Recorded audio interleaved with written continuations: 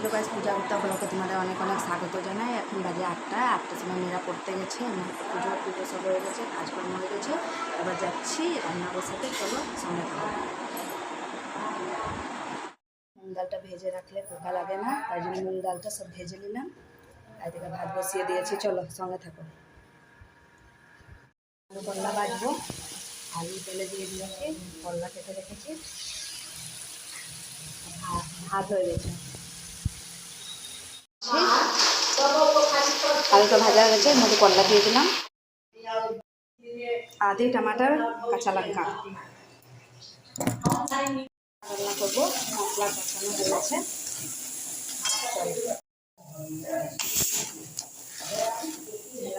ছেনা ভাজাটা দিয়ে দিলাম।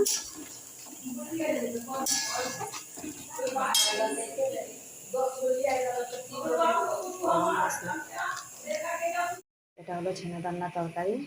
লাইক কমেন্ট সাবস্ক্রাইব, যদি ভালো লেগে থাকে লাইক কমেন্ট সাবস্ক্রাইব এবং শেয়ার অবশ্যই করবেন। টাটা।